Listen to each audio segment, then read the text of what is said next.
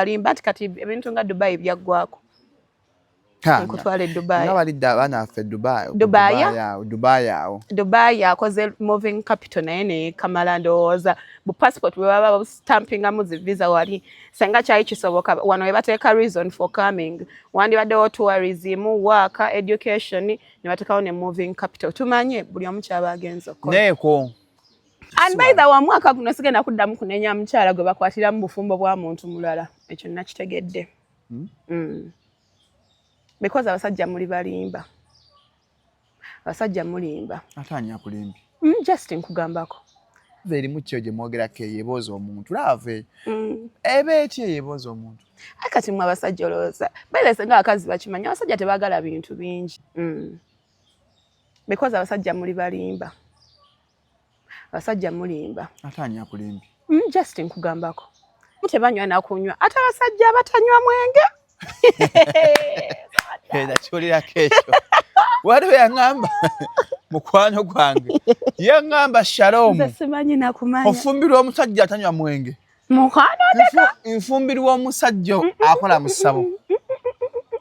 Acha tenda bekiri ku snap. Bujabala muri baloga bala. Those were not her friends. Abo tebaliko mikwano gye. Ekyo kyolina okumanya. You're talking about Shida. Those weren't her friends. Ge mazima. Bali bane byamwagalako. Yes. Omugagga wange Shida. Yes. Bali basudiya mugagga. Awo tebali mikwano gye. Njagala tuyiga okwawula bino ebintu like obuzibu tugenda twagala nnyo okurushing into relationships ng'omuntu tetumutegedde. That is the biggest mistake we made. Conflict. Aya tuze ku date omboza conflict resolution banani. Kati ku date muba mugenda nyumya ki? Kwewaana. You people, you're complicating things, women. Kwewaana. Kalo, tuze ku date. We have come, one in mind, date is a Kampala. What money has in mind, senga chinjijamu. Gwe obala haro, encho na tuse. Senga chimpayo ke chimpayo. Tugeye ku date, then we sit, we talk about how do you handle conflicts. Okay, what are your goals on a date? Kate mbadde mulina binyumizaako. Abika date emnyankole man. Una. That's not a date. Yeja afunye bwayagala sauna. That's not a date. Poko joint. That's not a date. Atwagala ku date ndala nawo manyi date ndala. No, katika nkubulire tulina okuyiga okwawula hook up ne date. Abasinga mugenda kuzi hook up. Ngasi date. Nadda mukwano. Abantu bangi bo balowooza mu ddagala lyaffe ery'obutonde okuva edda abantu bakozesanga nkola ya kizaala ggumba. Mu India omuti guno gukozesebwa nnyo nga enkola eya family planning. Ate era naffe ku Biva Organic bangi batya okutubuuza temirayo nakyo family planning ku Biva Organic tugukozesa. Omuntu tujja ne tumulagirira bulungi bw'asobola okugukozesa. Ate enkozesa yaagwo nnyangu oil ono ayamba nnyo okukola ng'enkola ey'ekizaala ggumba ate nga yeesigika omuntu etajja kuleeta side effect. Era gwe omukyala ayina mugamba nkozeseza enkola endala ate ne zintiisa ni mutyono mulungi nnyo okukola nga birth control method ate eri reliable kubanga properties ze tezina bwe za affectinga reproductive system ate mbwofuna ebizimba ate ozibikira enseke ate akuyamba n'okukelenzinga woyagala okuddiramu okuconceivinga tekikutwalira na budde kuba kikola boss ku basajja n'abakyala okusobola okukola nga spermicide. Kati gwe munaffe abadde yeteekateeka babadde ayagala okuba n'enkola yonna munakyo therapies osobola okukozesa ebintu ebyo. Fabagikola buli lunaku. Abasimula nadde nsimula n'enkola ki? Anti kati gwe lw'okozeeko emirimu omulundi ogumu. Nkola emirimu. Ne bikusala kati fababikola buli lunaku. Simula ennyumba. Enkola ya ddala by the way. Okufumba. No, inza asinga okufumba, manyi okufumba. Gamba billa. Sikufumbira nko. No, you should get time. Manyi okufumba. Nze wenzija abakyala be baba bafumba. Munenze manyi okufumbira ddala ebya serious. I do continental dishes. Manya bifumba. I do these Asian cruises. Kati oluddako okutuyita byoba ofumba. I know how to do African dishes. Manya sibe empombo. Neno omusajja amanya nnyo ofumba tanyuma. Byetaagisa n'omanya musobola bikola. So I know a lot of things which I can do. So welcome to Shalom 256. It's happening with Tugamba. Kaswere Kigambo, it is happening. Rakbarwe akomenya gambo ngamba it is happening. temunja samira It's happening. It's happening. Butugamba. It is happening. Ya oli ku Shalom 256.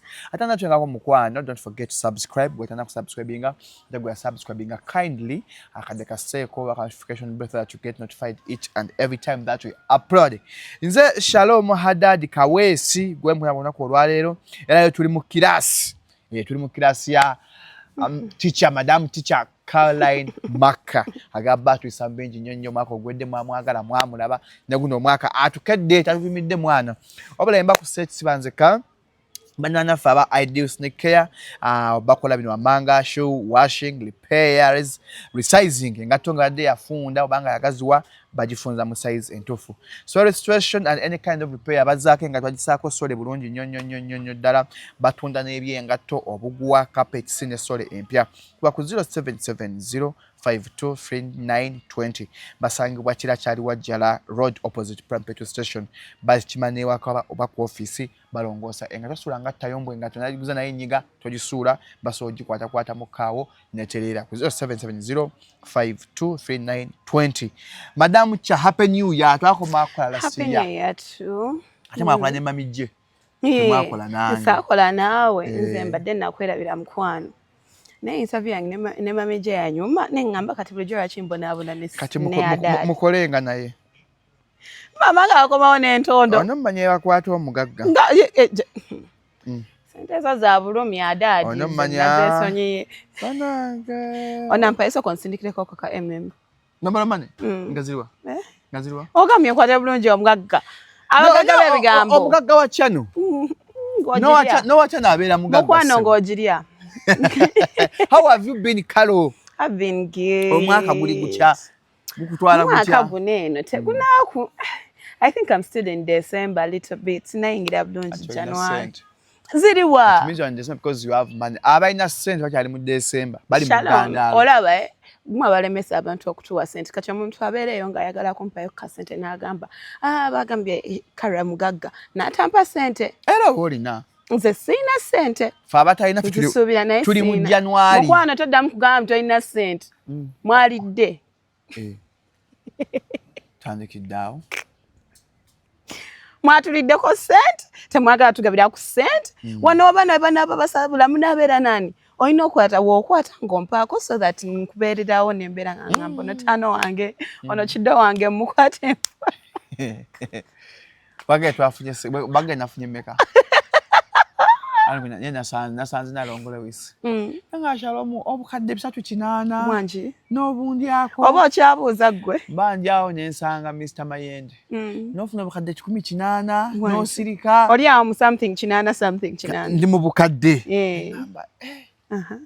sitegeeza ndi mu kasente olabika ozina ndi mu kasente naye olaba kiba kintu kirungi omuntu onobeerawo nga abantu bakusuubiriza sente kirungi okulabika obwavu sometimes it's bad kirungi.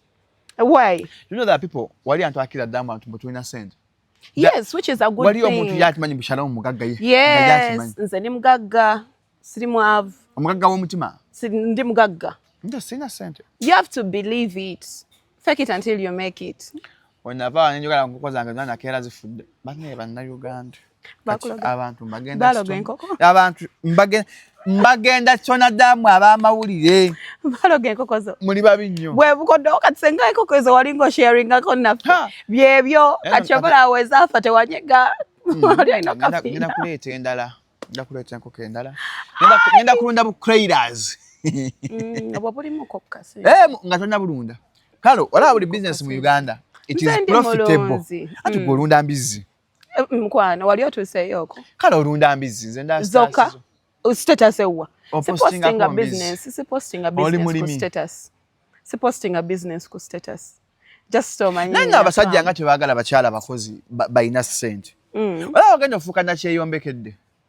Mukama wabanga kyantegekedde. Ayimba ko akawulirako. Akali.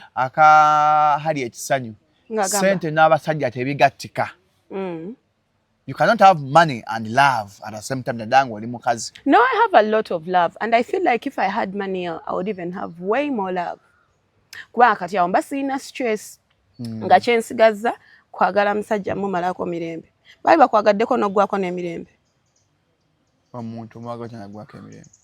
just nga ali overdosed. Love never dosing omuntu. Nkutidde. Nobeera nga gwe batayagalanga nako.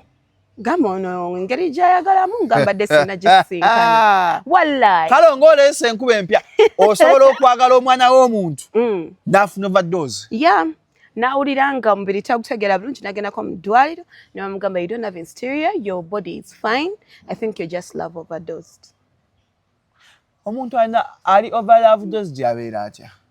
Just nobeeraawo bakiyita batya olaba nga kibebi wekinywa amata amangi ne kibooga. Omuntu laavu n'abooga ng'abeera wamulangamba nange omukazi yasiruwazzo no. Love entails what?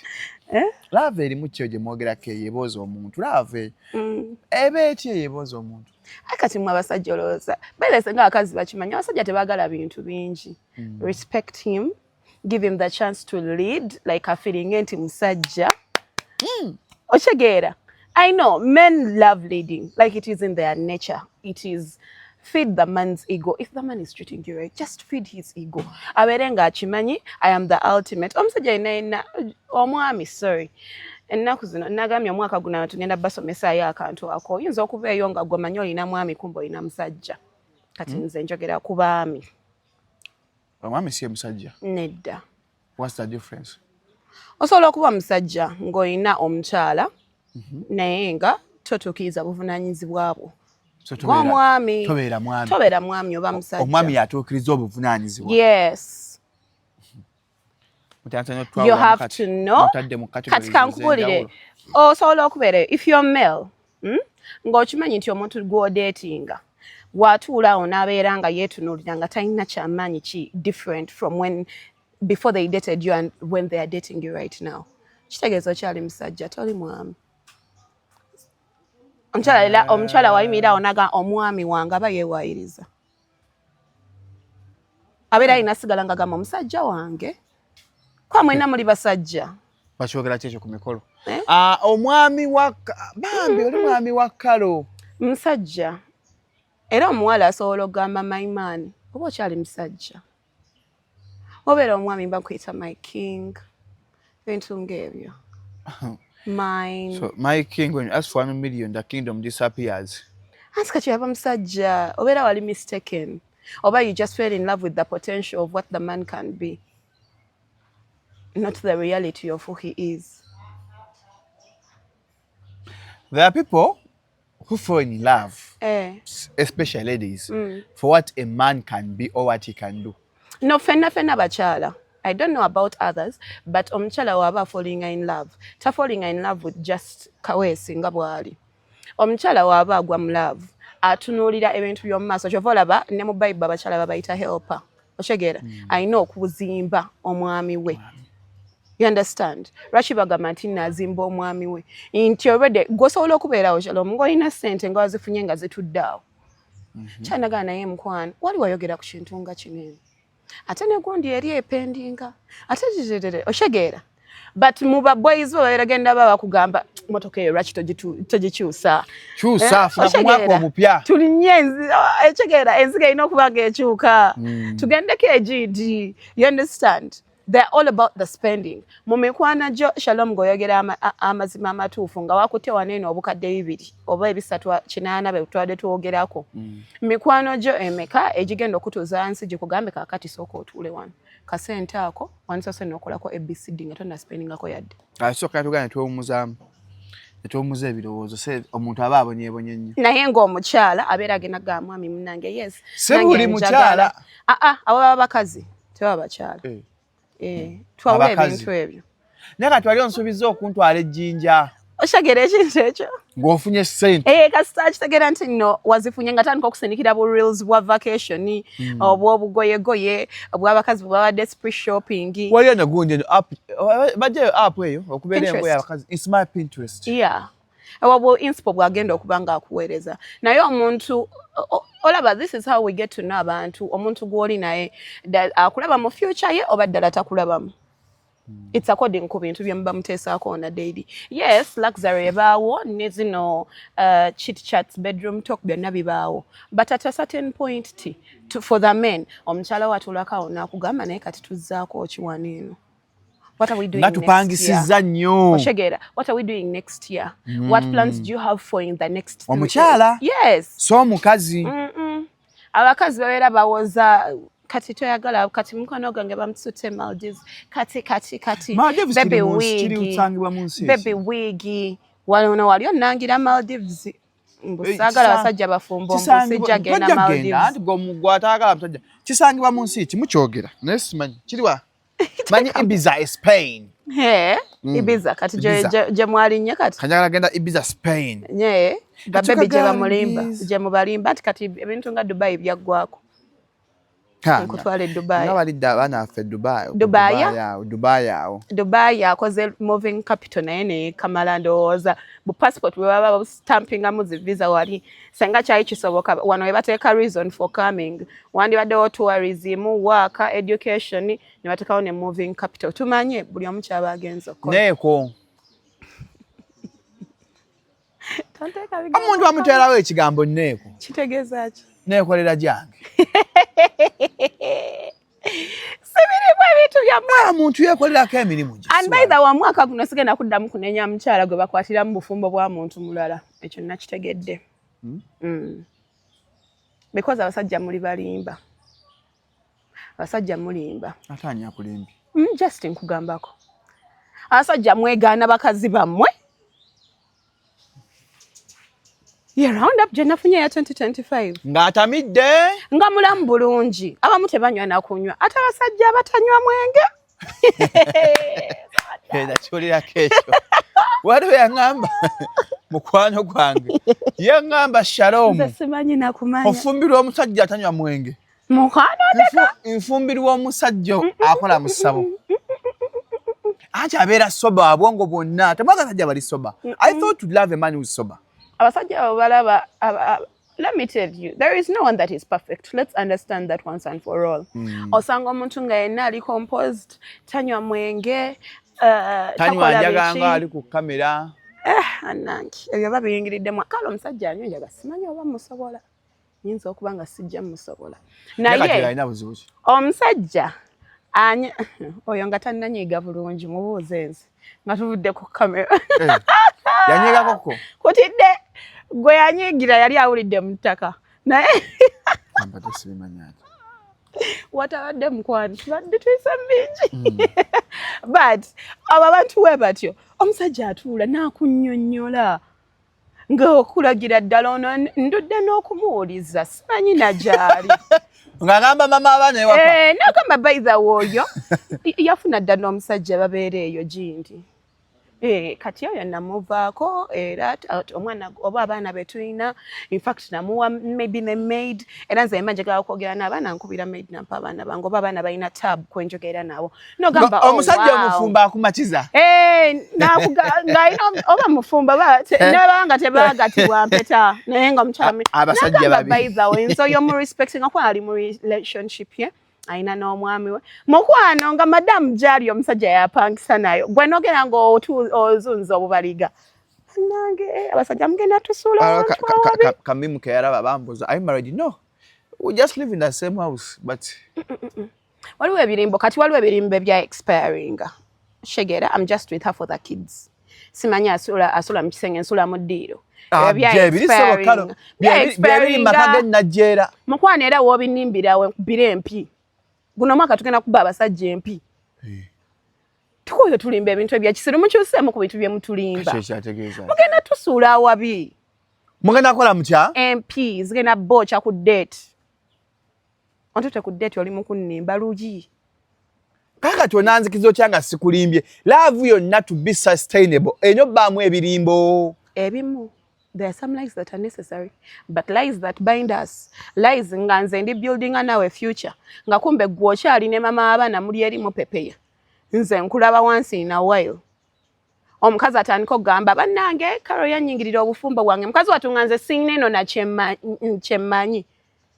Tuzimba bintu na mwami wange. Tononooza nga by'otaalaba ng'oyo y'amaka g'essanyu nga tonnalabanga gye wabadde ku Ebitabulanya weekend ne abafumbo. madamu apostinze nga gyali okufumbira era bitta amaka gaabwe oshegedde n'omukwano Otegere kye nkugambye. ebyo osaanye omanye teri kintu kimalako mirembe ng'okwagala ow'omumwa kati owulira kyogambye statement esooka mwolo oluyimba egamba tononooza nga by'otaalaba oshegeera byesalaba sirina kyembyagaza you understand sirina n'ebiri by'owulira obuwulizi amba tufamanyi kati kalo waliwo enkola eyazze waliwo abantu abatufaanana mpulira oli n'akufaanya edda n'akumalayo newaka woobeera n'amalayo esimu alina yeemu eriyo newakawo nga yamalayo n'agenda neebaka n'abakazi abalala ne bagamba mbugwe anti n'agenda newakawe n'amalayo nga weewoweewo ye nga n'ebifaananyi ebirimu nga byebimu tufaanagana 226 n'amaka gamwe gafaanagana n'abaana n'ebifaananyi nzekansobayo ngaliyo omusajja aliyo kiboga nga nfaanana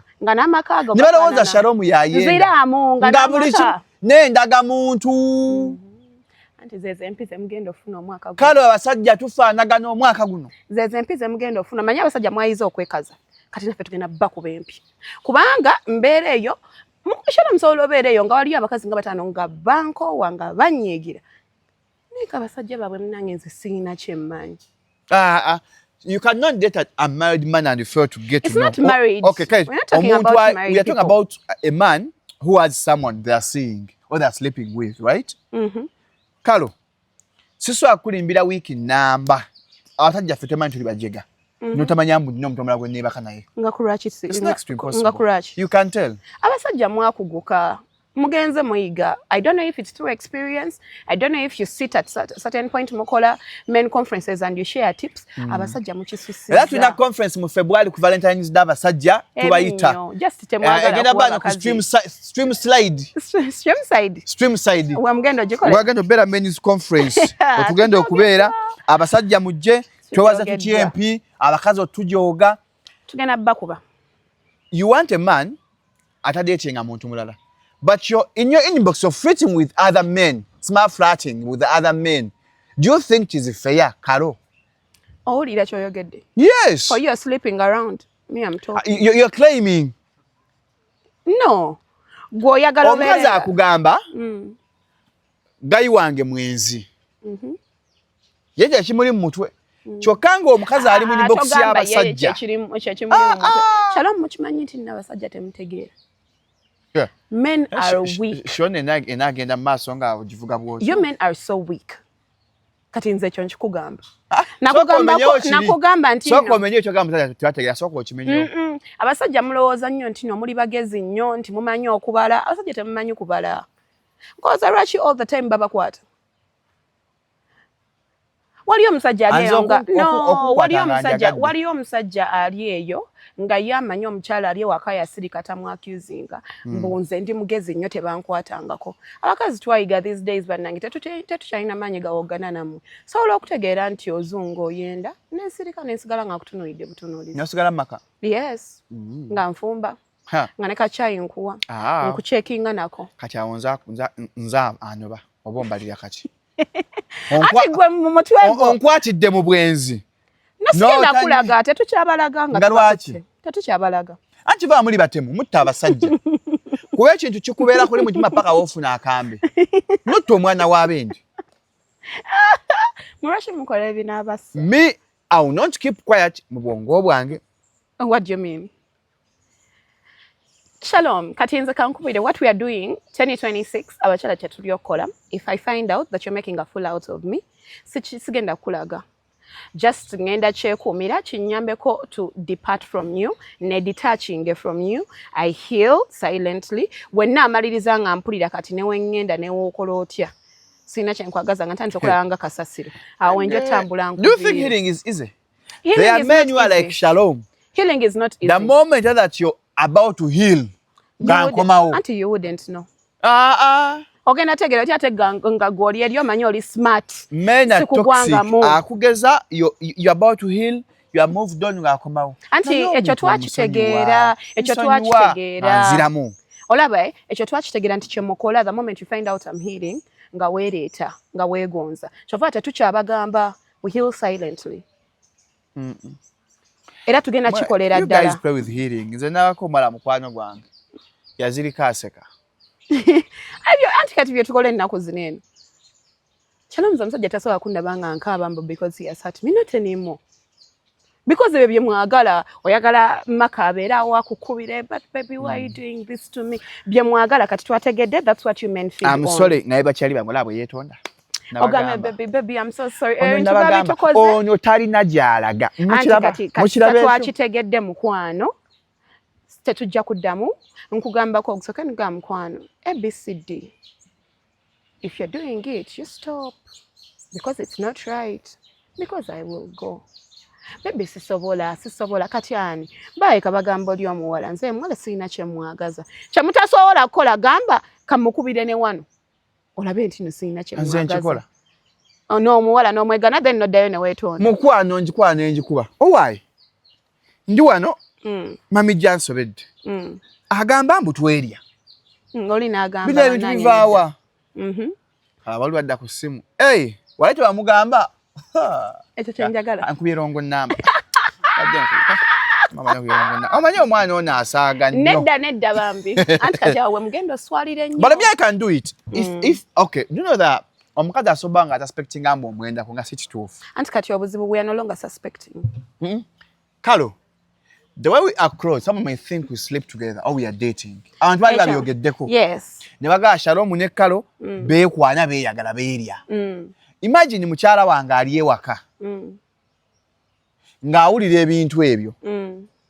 Kalo kanyaga ne oba kituufu. Oba byaddala. Katirawa mukwata mukubire essimu mugamba katirawa nkubire essimu ne tuseka nga beeka bituufu. Beeka bituufu. Otiraba? Sometimes men we are innocent. We are victims of circumstances. Teri circumstances omanyi lwaki ebintu bibeerawo. Beeka yaliwo eyo yesha gye nakola ne mamije. Era twabyogerako n'atunyumiza experience ye ne tutandika okugeya abantu ababitugamba n'abaani nga batukubira ku ssimu ona tubageya era yesha yanyuma nnyo naye teyanyiza abantu bangi. But back to the point. Abasajja temumanyi ku having a limits on your female friends when you're actually settled. You don't know how to have limits. A man, the moment you decide to settle, you should have limits on your female friends. The same as women.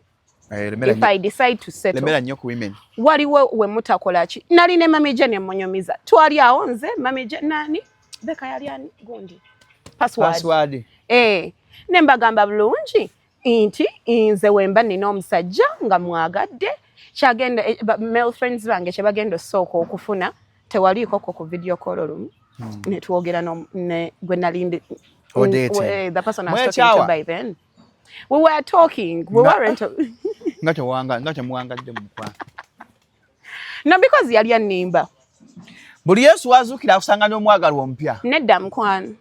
Just yali annimba nze nagamba you can't lie to me for a long time. At the end of the day I find out. But he loved you. Okay, he was lying but he loved you.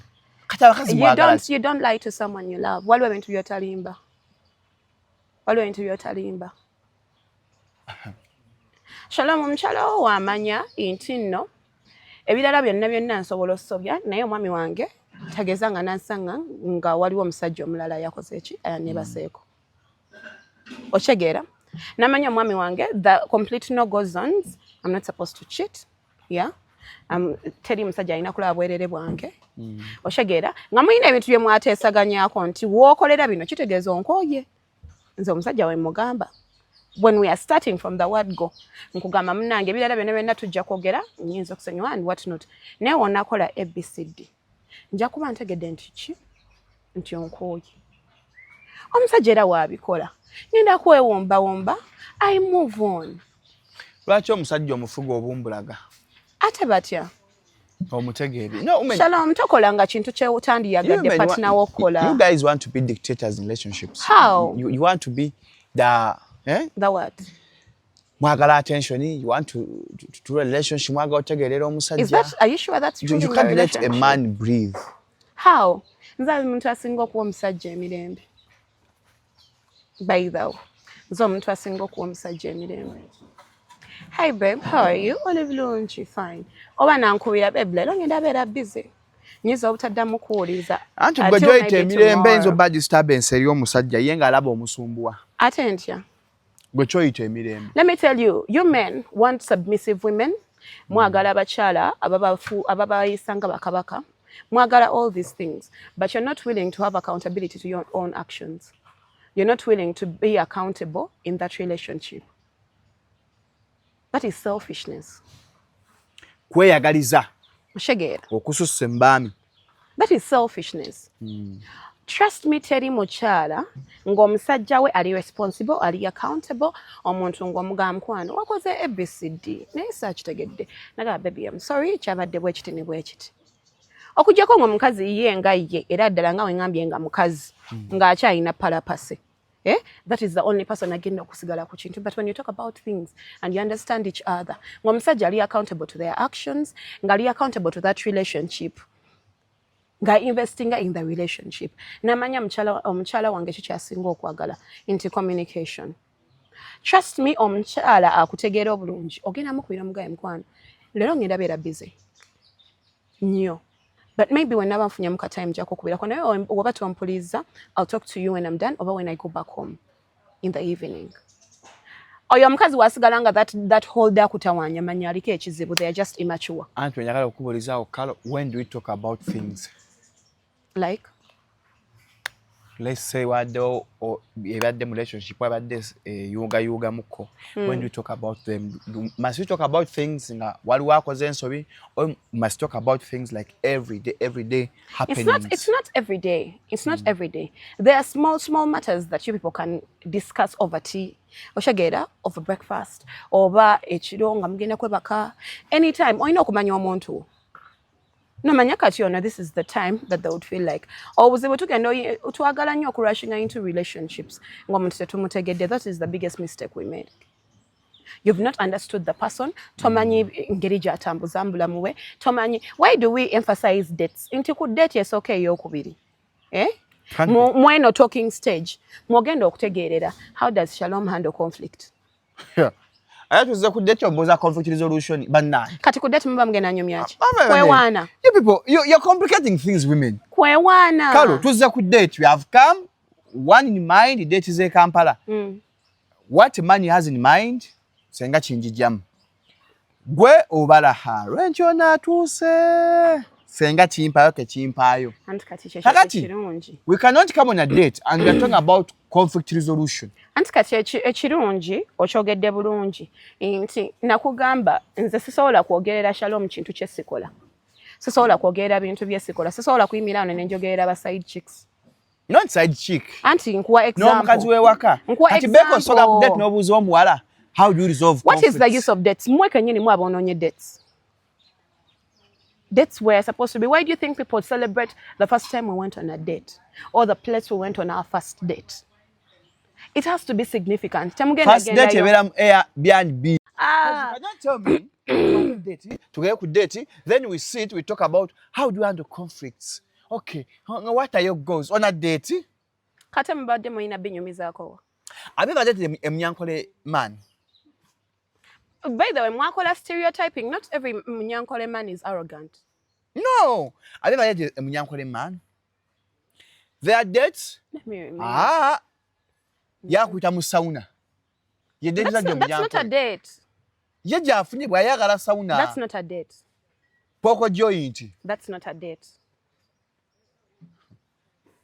Atwagala ku date ndala nawo manyi date ndala. No, katika nkubulire tulina okuyiga okwawula hook up ne date. Abasinga mugenda kuzi hook up. Ngasi date. Nedda mukwano. Hook up yebamu okunjamu ku first meeting. Yes, it also, let me tell you, also abantu balina okutegeera ekintu kimu. You need to learn, omanyi, yes, we fall in love. Me, for the time we've been talking, everybody knows I'm a lover girl. I love, bichi. But tulina okukkiriza, okuyiga, ngenze njiga okukkiriza okulaba people for who they are. Nsobola okubeeraawo nga njagadde omuntu because of maybe the first interactions and vibe neekwatagana, you understand? Nentandika omwagala. But at the end of the day, for my own emotional health, nina okusooka nentuula wansi nendekeraawo okuinvisioninga from there possibilities, potentials, nendaba kiki ekituufu. Abasajja bano by the way olumu tubawaayiriza olwabwereere. Abasajja bano batulaga amazima ne just tuba blinded nga tetwagala galaba. Love eziba amaaso. Love is blind. Love is blind naye ekulekerangamu akasala ekkubo. Ati mba siraba. Kankubulire. Ge mazima, that's why we are dealing with a lot of bitter people. People are bitter when it comes to relationships. People don't want to see people in love. Webalaba omuntu nga akoze any acts of love, bagamba abo katubalinde it will end in tears. Ero yo. Because mu stereotyping ennyo love mujonoonye. It's like telling me mbu omuntu akuyise ku date akuyise mu sauna. That is how that man sees you. Alaba kibebi kya sauna. Yes, akulaba kumujjamu. Abasajja baneno bambi olumu tubawaayiriza wanjamu ate nnyinza okukunyweza. No. Abasajja bano tuwaayiriza babwereere. Nze ekyo nakiyize. Abasajja tuwaayiriza babwereere. Abamu 70% of these men tuwaayiriza babwereere. Reason being, abasajja bano lwaki omanyi lwaki nagamye nti nno mulowooza muli bagezi nnyo naye ate temuli. Men, you will always show. There is a big difference between omusajja ekintu kyaba akugambye naddala ebintu abasajja bye boogera nga basaaga. Awo wenyini we mugirayo amazima gammwe. Ekintu omusajja kyayogera nga gwe nno oshegera kangende wammafa bwensunguwaze akyogera joking ne museka, but that is what he actually means. nja nno okukuba. That is enkya waanakukuba nogaba bannange nga mulena bagamba naye twaliko ejini naganja nno okukuba. That is when you start remembering abasajja bali so nkyogere ntya. You people are so transparent. Tuli beerufu. Just kakuba ffe olumu tubabambye tulinga kaveera keeru. Tubabambye ebintu tetwagala biraba. Tubeera tugamba no. How to change him? You can't change a man. Let us accept that from the word God. You Wanji? can't change a man. You can. No, you can't. Shamimu asabira asoga amusabire ezuke kiro sale wegayirire Allah. A man. You cannot change a man who doesn't want to change. Omusajja yeke nyini yalina okwevaamu n'agamba ku ngeri gye njagalamu ono omukyala oba ku ngeri wa gye njagala tulage. Let me change. Ge mazima. Saga luzinga muntu ono. Yes. Change. Omwaka guno njagala mwemanyiize obutabeera mu relationships nga one of the partners is not afraid to lose the other. Atomanya okera bukezi nga bakuluzinze dde.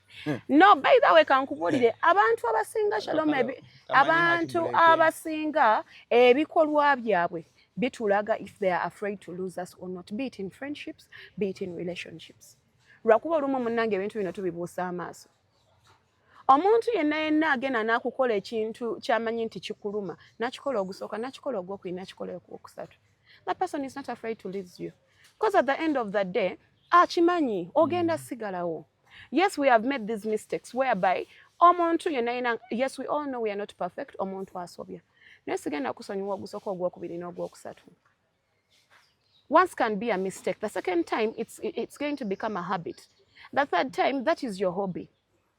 And when it becomes the first time can be a mistake. The second time, it can be a hobby. We always outgrow our hobbies. Yeah? But the third time, that is his habit. Chimuli musayi. Habitual offender. Chimuli musayi. Oshegera. Togenda kusobola chimujjamu. You now, that is the point where you have to decide. Nti bannange, omuntu ono mwagala, but I need to love myself better. Because at the end of that day, you're going to become bitter. Otandika okubeera nga buli omu omulabanga ekikolimo, buli muntu gw'olabako mulava oyagala ba breaking it up. The devil you know. No, mukwano. Tetugenda kugumira mu bifo where we are not appreciated, where we are not loved, just because the devil you know. Si wekigenda okuba.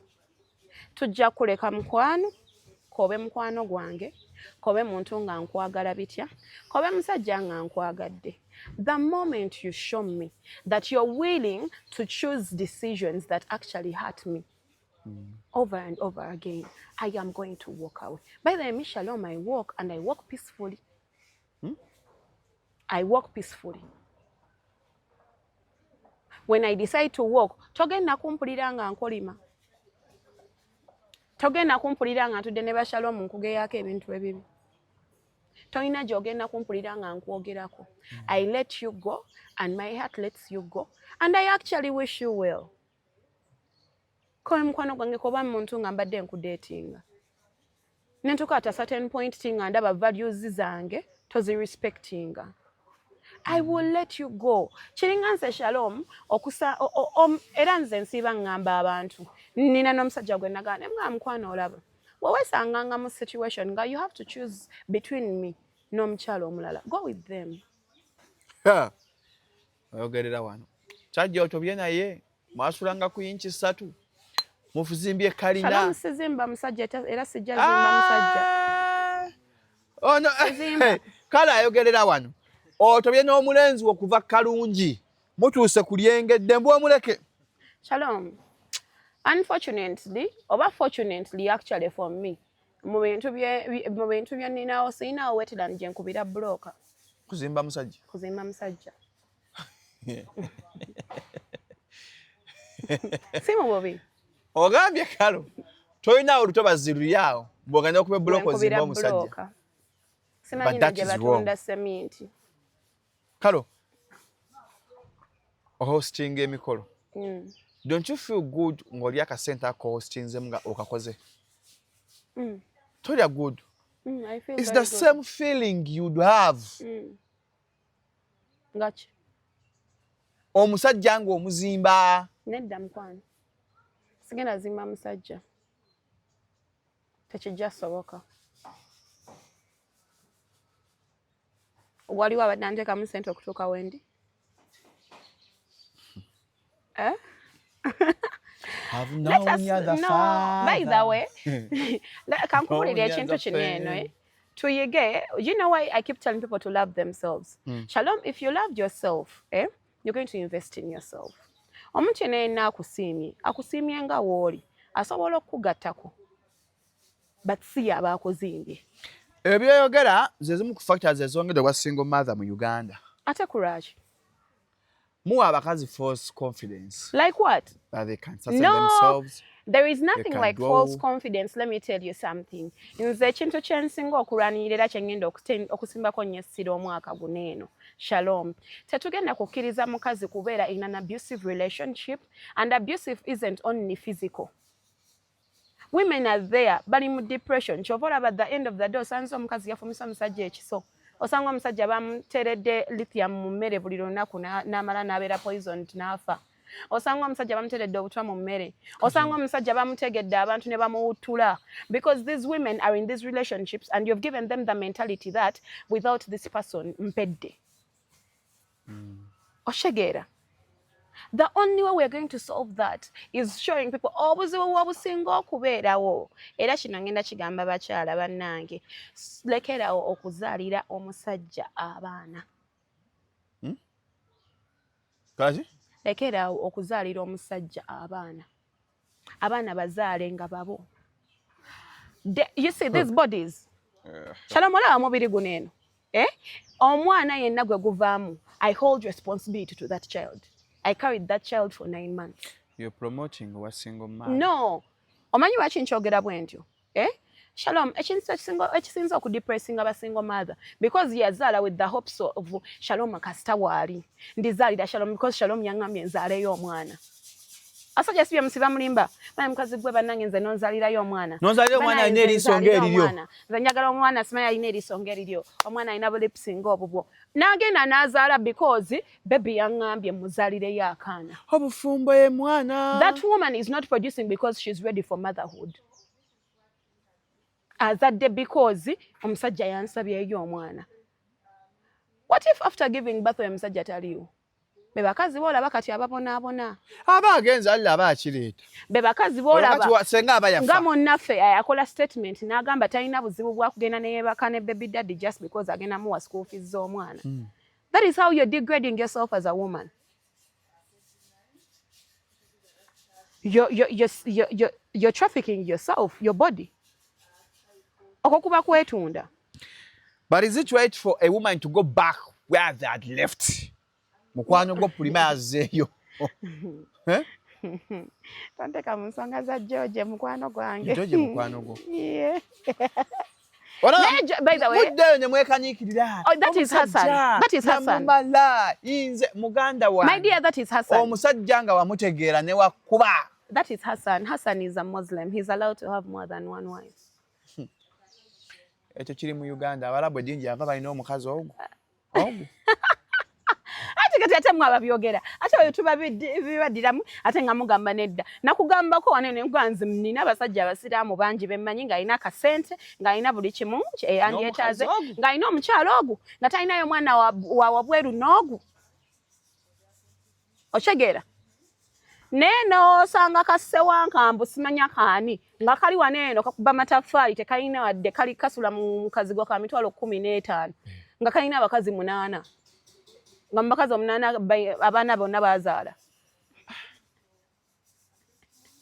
ngoze bubi kalo nsawuntenya osobola okudda gye wava nonyayo ki nga nonyayo ki todda wa ex nga nonyayo ki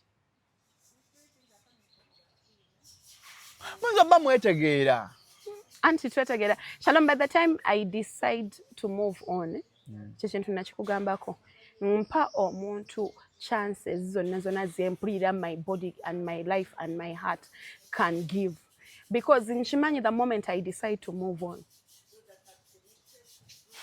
the only way I can come back is if you die and I'm coming for your burial.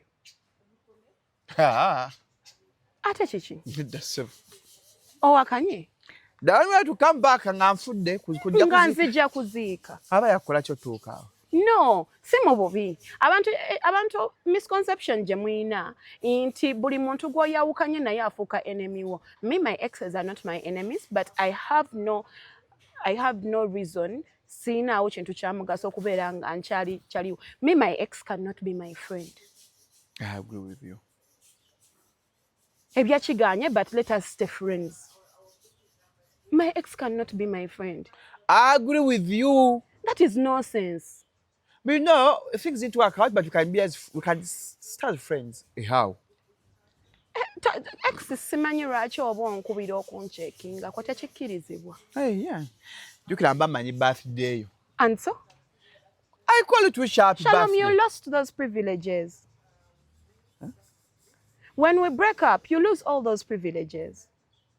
Wadde kwishingira birthday. Jimpi shingireyo Jolly. Wadde kapenyu abato kagala kuva ex. Jolly. Tewali buzibu naye kikolereyo Jolly. Pozi nga mwayawukana bubi. No. Let me tell you. Wembanga mwayawukana bulungi. Omuntu omwishingira happy birthday. Anti nkugambye kikole naye kikolereyo Jolly.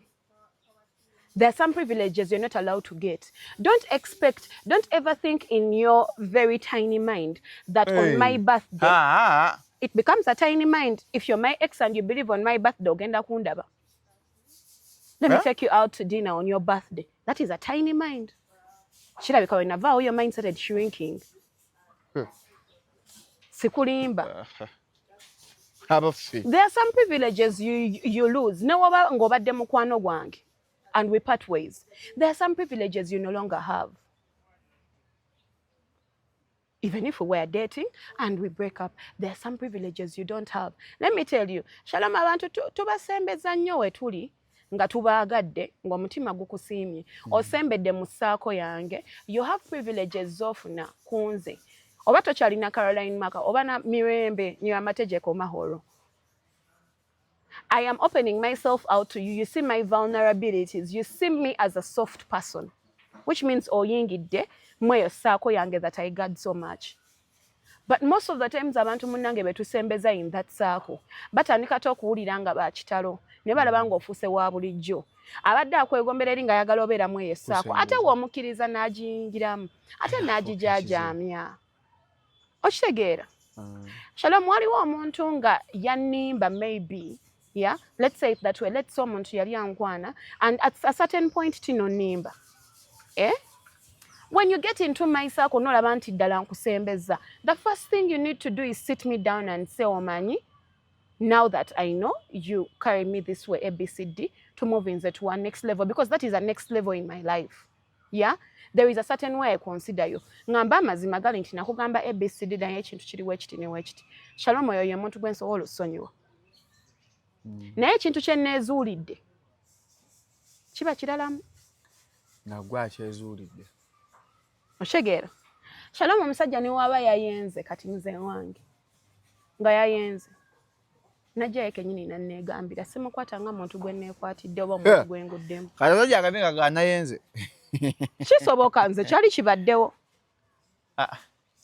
billa najja naŋŋamba no biibino ne biwe biti bwe byatandika era bwe biti bwe byali kaigo bondako bino ebyo abya ddala embuzi ewedde emirimu nange gwolaba kimeeme y'embuzi kati gwano kale wondabira olaba kimeeme y'embuzi by the way let me omusajja n'ayenda najja agamba you know what baby I'm sorry I slept with your friend and you're okay with it.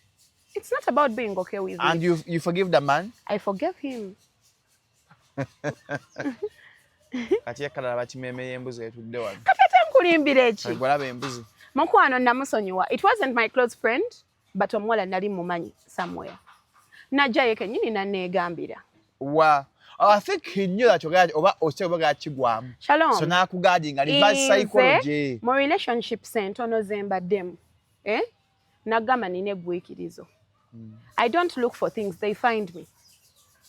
Either akawala nga kankubidde oba nga kalina gwe kanyumizza mmanyi oba gwe kennyini oba n'okola ekintu nenkugwamu. Ate nze Shalom omuntu wentegeera nti no yakoze ekintu ng'ekyo. I don't know why me I don't do those things of shouting and beating you and doing those things. Munange sibimanyi. Beating you, a man. I can cheat on you and I beat you. Basajja benajjera. It cheats on you and it beats you. Anti because now kutegeezaamu amagezi ne gajja. Era abawala abali eyo bakyabakuba ate bakyabawuttulira nnyo ddala era tujja bayamba kye tugenda bakolera kubaddusa mu malwaliro. Shalom nze nakugamba sikyatuula nze kugamba mwana wa buwala oyo musajja mwesonyiwe. Nja kubeerawo ng'owoloma nkugambe sole tugendeko out oyagala kukola ki? Twaleko mu spa. Do you want to sleep? You're done. Do you want to go back? Should I drive you back? Njagala bakuwuttule mpaka wonaddamu amagezi ogambe okay I deserve better. Kanjite. Do you know why these people do these things? Let me tell you, katika nkubira amazima gano eno Shalom. Kye nagambye omuntu ng'akuvaluinga. Ng'omuntu nga they value your presence in their life. Waliwo ebintu byatagenda kukola. Because akimanyi we naabikola this person is not going to live. Oshegera tekigenda kuba kyekimu. Naye kyekyo kye nkugambye abantu betusembeza at the end of the day n'obeera ng'oli in my precious circle gye wali olwanirira ennyo okuyingiramu. Ate n'omala n'okola ebintu ng'okimanyi bulungi nti we naabitegeera. These are things I can't stand. Kitegeeza wali either way you didn't value the place that you had in my life. So I'm going to ngenda kuzzaayo eri mu ssaako y'abali abaali banneegomba. Oshegeera gy'ogenda okusigala era gy'ogenda okubeera. Olabireko eyo mu outside the window. Ate gy'ogenda osigala. It is almost, bagamba never say never. It is almost impossible for me to bring back that person close. Shalom nze okuzza omuntu eyali ambitringizeeko kiringa musota kuluma leero. Noddamu nogulanga gusala mu compound noga bambi leero kanguleke gunywe ku mata because loli kireka gwannuma by mistake. That is what you're doing. You are going to your dustbin and getting a diaper that your baby used and you get it nogikamula nogimuzaako. Mu kugikamula gwa mutego ne kikulaga nti nompya. That is what you're doing. That's why when I say me I don't use spoiled diapers. That is what I mean. Because by the time this person was in your life, they had a decision. Shalom, otula onogamba. Ekintu kino wenkikola. Shalom omuntu asobola okuvaayo najja n'akugamba story kunze. Nga wogikola egenda kuleetera ssente. Shegera. N'ogamba kati it is up to you. Nze wonaagikola. It might hurt me as a person ningamba embadde mmanyi ono mukwano gwange. You understand? Era nsobola wemba njagadde nga nkwagala nja kujja ngambe naye bro. Kino kyewakoze it has affected me. I don't know if you knew it. But I am not going to still take you as the same way ngeri gye mbadde nkutwalamu. Awo tushiftinga ne tuvaawo ne manya wengwa in people's lives. Shalom tubeera nnyo ennaku zino eno 90% of 90% of the people you have around you are beneficiaries, they are not your friends. Bane batwagalako. They are beneficiaries. Si mikwano gyaffe. Bwebuzibu bwe tusinza okusisinkana nti ffe tuli eno, we are being friends to people who are just beneficiaries to us. Ng'ekintu ekyo kyavuddewo, ng'ekintu kyanjagalako kyavuddewo, tagenda sigalawo. Sentale eziri ku Snapchat ezo. Zentale eziri ku Snapchat. N'obulogo oli mulogo gwe nakwanzikanga engoye. Lwaki emikwano gy'abaala tegiwangaala by the way? Gye giri egiwangaala. Nze nina mukwano gwange gyali eyakola ku URA now. Yeah, we've known each other for 11 tugenda mu 12 years. Anti yakuba temweyazika ngoye. Ng'omanyi bye tukola. Bakyenda bekiri ku Snap. Mujabala muri baloga abala. Those were not her friends. Abo tebaaliko mikwano gye. Ekyo ky'olina okumanya. You're talking about Sheila. Those weren't her friends. Ge mazima. Baali bane byamwagalako. Yes. Omugagga wange Sheila. Yes. Baali basudira mugagga. Abo tebaali mikwano gye. Njagala tuyiga okwawula bino ebintu. Unfortunately munnange abantu kye batatera kutegeera fe abantu abaliko mu maaso ga kamera kizibu okufuna emikwano emituufu, kizibu okufuna relationships entuufu. I can tell you 90% of the men that approach me are approaching Caroline Maka just to get that gist of them, just okwejjako eri excitement. Oshegeera 90% of the friends, the girls that come around me and men, abagala okubeera mikwano gyange, bajja ne hype eri because it's Caroline Maka, not me as a person. And I learned to accept that. Okay. People like Sheila need to accept that. Balina okutegeera nti abantu be tulina around us tebaba mikwano gyaffe abasinga. Bayuza. And by the way, osobola okubeera n'omuntu munnange nga beneficiary naye nga naye kenyini mu mutwe gwe tekiregistering anti beneficiary. Oshegeera. Omuntu asobola okubeerawo nga anyumirwa okuhanginga naawe ng'akola biki naye ng'agamba oh my God, I love you Caro, biki my ride or die. Naye nga it's just the excitement of the new life. Oshegeera, the excitement mu abasajja mbeera ne bro muko simanya biki muganda wange chairman IGP kamala byonna biki bye mweyita naye nga munnange sitaanowo nga gwe olowooza nga tannayingira DM ya mukazi wo. Oshegeera nga temunnabeera ate kati kyekyo kyenkugamba ebintu bineeno abantu babitulaga at the end of the day ne tutabiraba. Okyazizza mikwano gy'ewaka basajja. Namaliriza nga ayogedde ekintu ne mwesesaasesa. You're not sure if they didn't do it intentionally. Nga mukyala wali. Naye bula omukyala ntakusaana wamujja wa? Oshegeera kati nno ebintu ebimu biri indirect. Mamijja wenna nga kamere koofumba. Shalom omukazi munyweze bannange Shalom wakuba jackpot bannange. Okufuna omukyala akufumbira waati omukyala akufaako waati. Yasamya biki ebinnyo.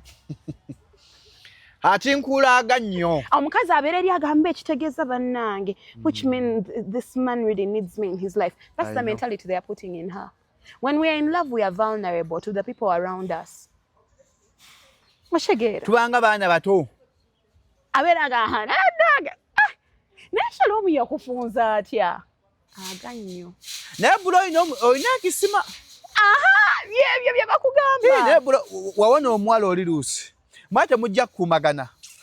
Obadde onyumya byaki. Those are the people that we talk about. Senti talina kasenge jango omuntu. No, that person is just not your real friend. Njagala tuyige ebintu bineeno. Omuwala oli eyo, when your man comes around, they're like, oh, thank you for taking care of our friend Banage. She's so happy. Nyoko.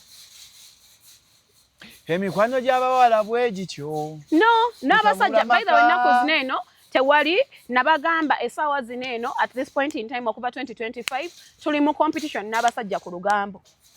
Abasajja balina olugambo. Mu abasinga olugambo ennaku zino. Nze olugambo olusinga ndujja mu basajja.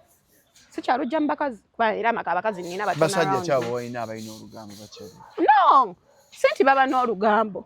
Just yawo mu kunyumya nabo. Obasanga bakuba ekiboozi nga balina gwe batadde ku ntandalo basawula. No hamba wanji. Nange nakalaba. Naye manya.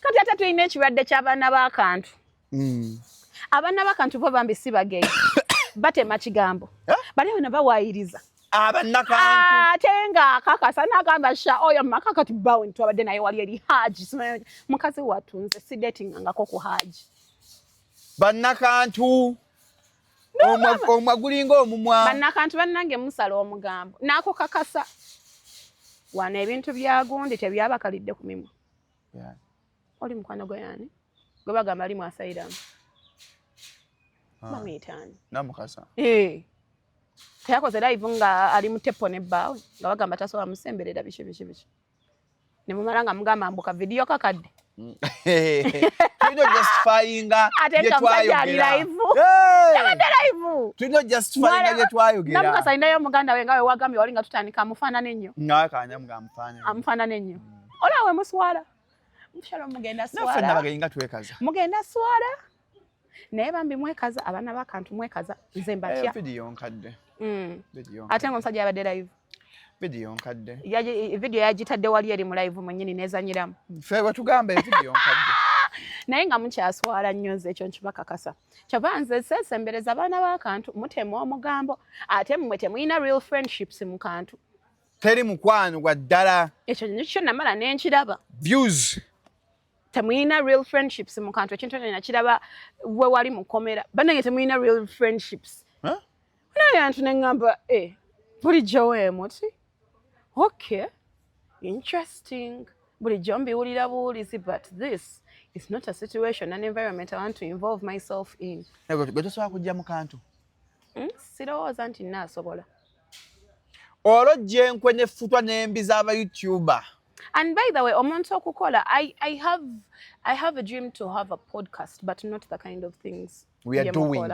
yeah it's something batuulayo mu miti ne baasaamirya era nyekuli miti era sijja tuula mu kati omuntu alabye n'emiti sijja tuula mu kati akati tekalina buzibu ebintu byemukoledde mu kati byebivaamu omulamu kati ate nze kiringa ebyo byogamba mbu abantu bye balangira kiringa nze muntu kusiiba eyo nga nvuma ku internet binsanyusa senga mubadde mukimanyi senga munvuma buli lunaku senga muteekawo daily bando z'abaana abanvuma because kitegeeza you follow kitegeeza mumpuliriza mwana wange era kyekinsanyusa ge mazima kyali mutali muntu akuvuma atafollowinga babeera balinze kozaayo okuzzaayo bavume tebavumira ku post y'emu okimanyi ekyo mufunenge ngoye nga muzeepimye nga zimakinga n'endabika yammwe tumala gamba alugoye okuba omulala alwambadde shalom sigenda geya muntu wallahi bila enamba biva ezo 752 byajjanjabi sabutonde esangibwa Mengo kwa Mukasa Road opposite Masenge wallahi that's fashion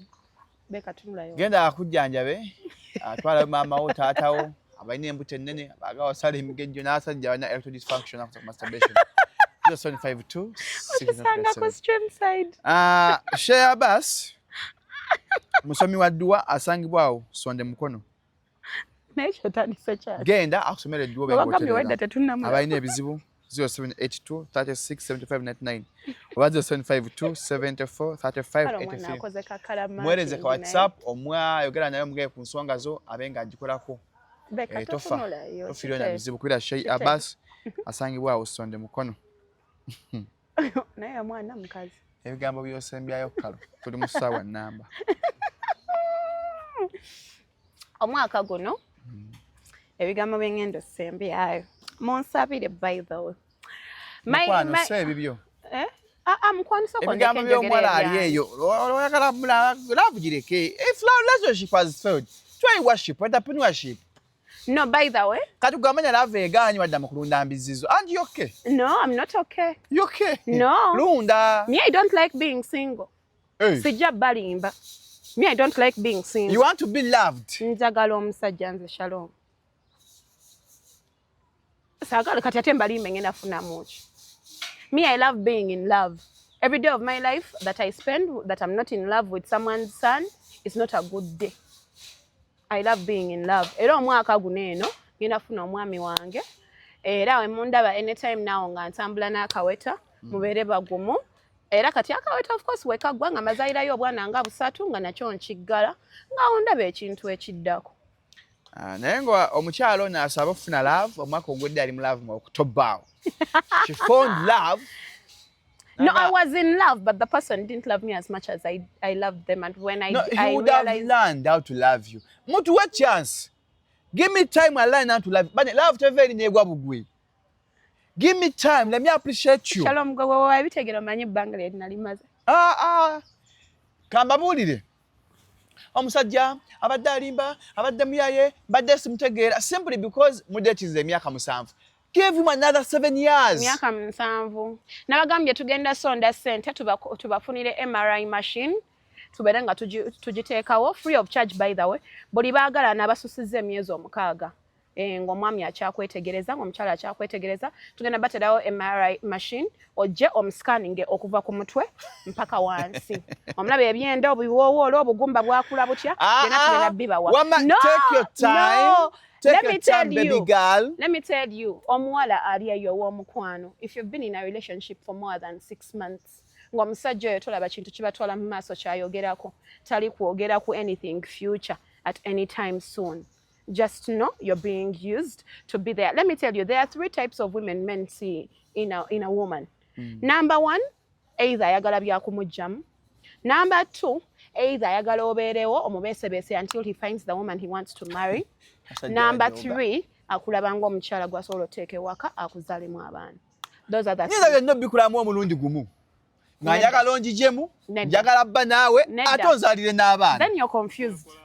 You're confused. You guys always say, Munange, me, we cannot have sex on the first date. Mukwano. Oyinza n'okunkumula engamba nyo simuta.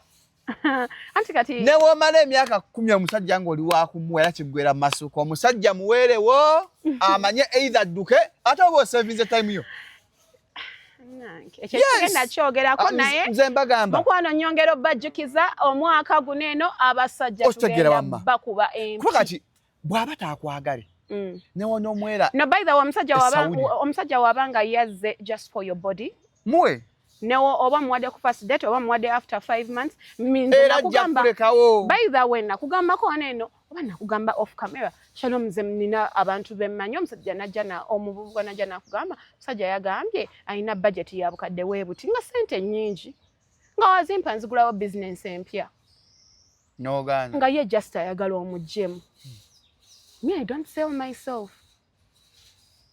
Njagala ekibira kyakundya ojja kundya because I am in love. Funayo munyarwanda muno. Shalom, me I am. No, by the way, nze kankubulire shalom, me I've never been used by a man. Kati newunyisa abawala.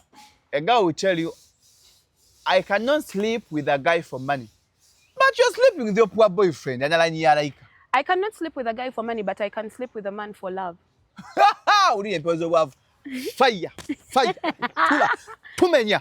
Tebikwatanga abaana bange n'abazzukulu mbizika. Shalom, by the time I sleep with a man, I love him. Ekyo saagala nkikulimbi. Nali nkikugambye era njasi. Ne sente era oba ozaagala. Njagala nnyo sente.